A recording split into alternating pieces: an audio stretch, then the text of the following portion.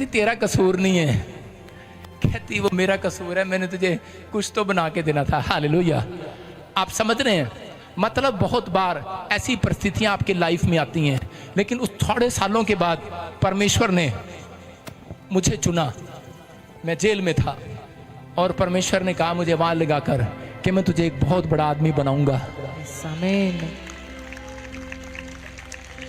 मैं तुझे वहां ले जाऊंगा जहां कोई नहीं गया।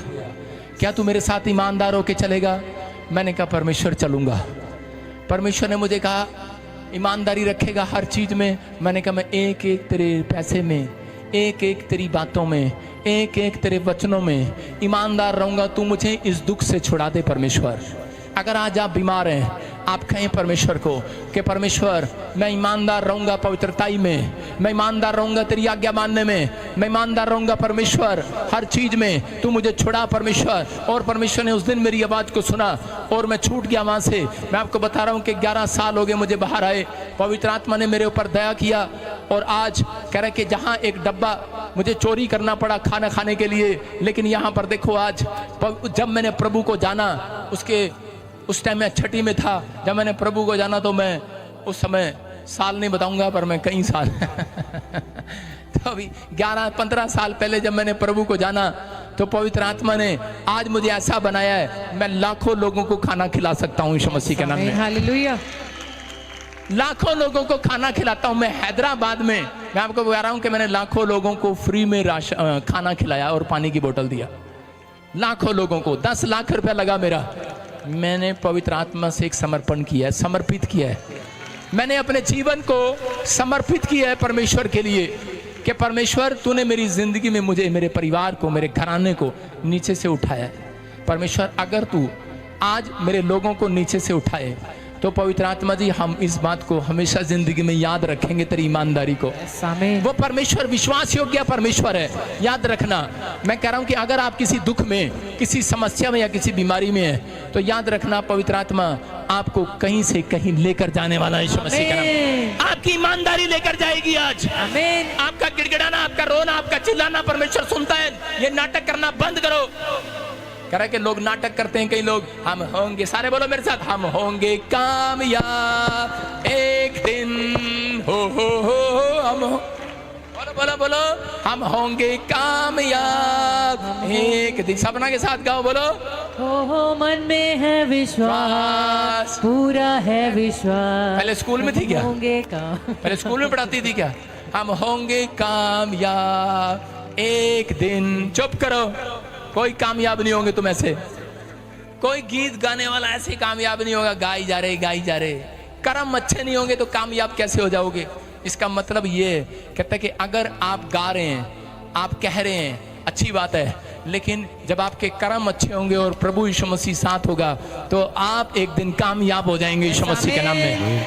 समझ में आया कि नहीं? ये गीत तो मैं नर्सरी से सुनता आ रहा हूं, हम होंगे कामयाब एक दिन। वैसे कामयाब कहां, खड्डे में आगे। लेकिन जिस दिन यीशु मसीह मिला उस दिन कामयाब हो गए। चर्च आमीन। हो गए कि नहीं? हाँ या ना? कह रहे हैं यीशु कामयाब करता है, विश्वास करना है। लेकिन जो लोग विश्वास नहीं करते, मैं कह रहा हूँ वो साधारण रहते हैं। लेकिन आज पवित्र आत्मा साधारण लोगों को भी आवाज लगाने वाला है, चमकाने वाला है यीशु मसीह के नाम में। कह रहे हैं कि हेल्पर भेजेगा आज परमेश्वर। लेकिन गिदोन को कह रहा था जा, तेरी ईमानदारी ने कह रहा है कि मेरा दिल बदल दिया है। गिदोन तेरे कैरेक्टर ने मेरा दिल बदल दिया है। कह रहा है कि मैंने तुझे चुन लिया है। कह रहा है कि हो सकता है आप में से कोई यहाँ पर बैठा हो और परमेश्वर की दृष्टि आज आपके ऊपर हो गई हो। याद रखना, आज रात के बाद तुम कहने वाले हम होंगे कामयाब एक दिन, नहीं आज ही होंगे कामयाब। कामयाब करने वाला परमेश्वर जिंदा है यीशु मसीह के नाम में। पवित्र आत्मा ने मुझे उस रात कहा था अब मैं तेरे साथ भलाई करूंगा। जिस दिन मैंने प्रभु को जाना, फैसला लिया, मैंने उस दिन परमेश्वर को कहा परमेश्वर कि नहीं, मैं तो एक छोटा से गरीब घर का हूँ, घराने का, तू मेरे को इतना बड़ा आदमी कैसे बनाएगा? मेरे पास तो कोई क्वालिफिकेशन नहीं है। लेकिन परमेश्वर ने मुझे कहा, कह रहा कि बेटे मैंने देखा है जब तूने लोगों की हेल्प की है। कह रहा मैंने देखा है, कह रहा कि जब तू गरीबों की हेल्प करता है मैंने देखा है। परमेश्वर ने मुझे उस रात कहा, कह रहा मैंने देखा है, कह रहा जब किसी का सड़क पर पैसा गिर गया तूने उठा कर दिया है। हालेलुया। कह रहा मैंने देखा है तूने जेब में नहीं डाला, मैंने तेरी ईमानदारी को देखा है। इसलिए परमेश्वर ने मुझे कहा, कहता मैंने तुझे चुना है आज परमेश्वर अगर आपको प्रधानमंत्री बना दे और आप ईमानदार ना हो, याकूब को परमेश्वर ने कहा, याकूब को कहता कि मैं तेरे बच्चे को देश का प्रधानमंत्री बनाऊंगा, उसको कहा एक बड़ा आदमी बनाऊंगा। और उसी समय याकूब उस समय पहाड़ी पर बैठकर क्या कर रहा था, कहता पता है भाई पीछे मारने के लिए घूम रहे, जेब में पैसे नहीं है, 2 आने नहीं है, अभी शादी नहीं हुआ और तू कह रहा है कि तेरे बच्चों को भी, तेरे वंश को भी इतना बड़ा बनाऊंगा। कहता है अभी तो ये भी नहीं पता किसके साथ ब्याह होगा मेरा। और उसी समय परमेश्वर ने कहा याकूब मेरी दृष्टि तेरी ओर हो गई है यीशु मसीह के नाम में। याद रखना, जिसकी यहोवा की दृष्टि अगर आपके ऊपर होगी, वो छोटा आदमी नहीं रहेगा आज, वो गरीब नहीं रहेगा, नाथ नहीं रहेगा, बीमार नहीं रहेगा, लंगड़ा नहीं रहेगा, बिस्तर से खड़ा हो जाएगा यीशु मसीह के नाम में। आज पवित्र आत्मा की दृष्टि आपके ऊपर हो, अपने हाथों को उठाओ, बोलो वो यीशु में तेरी दृष्टि मेरे बच्चों पर होने पाए, मेरी फैमिली पर होने पाए, मेरे घराने पर होने पाए, मेरे बिजनेस पर होने पाए। यहोवा देखता है, वो देख रहा था याकूब के घराने को और याकूब की ईमानदारी को देख रहा था परमेश्वर। याकूब की माँ ने उसको कहा करे चल जा, दौड़ जा, कि तेरा भाई तुझे मारने पर है, उसके दोस्त तुझे मारने पर है। और वो उसी समय दौड़कर कहां भागा, अपने मामा लोबान के यहाँ पर। लेकिन जब वो मामा लोबान के यहाँ पर गया, तब भी उसके मामा लोबान ने उसे 2 रोटी के लिए, उसे ये नहीं देखा मेरी बहन का लड़का है, उसने उसे 2 रोटी के लिए उससे काम कराया, चल सूरों में जा, चल भेड़ों में जा, चल बकरियों में जा, घनी धूप में उससे काम कराया।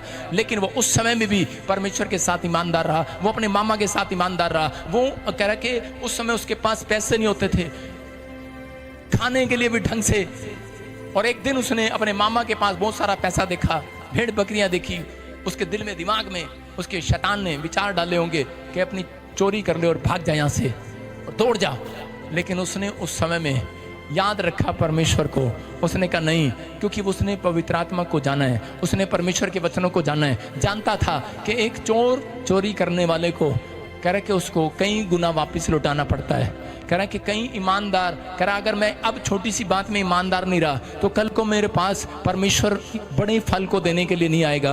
उसने भरोसा रखा परमेश्वर पर और उसने कहा परमेश्वर कि मैं अब से, कह रहा कि मैं तो पवित्र आत्मा ईमानदारी के साथ चलूंगा। उसका मामा उसके साथ बदतमीजी करता रहा, दी करता था, उसका थप्पड़ मार दूं अपने मामा को या भाग जाऊं यहां से, लेकिन वो भागा नहीं। वहां पर परमेश्वर के आश्चर्य कर्म की इंतजार करता रहा और दिमाग में बात बिठा कर रखी कि एक दिन परमेश्वर मेरी जिंदगी में करेगा। लेकिन वो परमेश्वर भरोसा रखने वाला ईमानदार व्यक्ति था और उसी दिन परमेश्वर ने उसकी ओर देखा और उसको कहा याकूब, कह रहा मैंने तेरे समर्पण को देखा है, मैंने तेरे मामा को देखा है, तेरे दुख को देखा है, तू जिस परिस्थितियों में खड़ा है मैंने देखा है, तू लड़ता आ रहा है अपनी सिचुएशन से। कह रहा है कि अगर आप अपनी सिचुएशन से लड़ नहीं सकते तो इसका मतलब आप बड़े आदमी नहीं बन सकते। अगर आप अपने विचारों से लड़ नहीं सकते तो आप बड़े आदमी कभी नहीं बन सकते। अगर आप छोटी छोटी बात में निराश हो जाते हैं और अपने आप को छोटा कर लेते हैं तो परमेश्वर उस व्यक्ति को कभी बड़ा नहीं बनाता। लेकिन जो व्यक्ति कह रहा है कि अपनी सिचुएशन में, अपने हालातों में, अपने बैड सिचुएशन में भी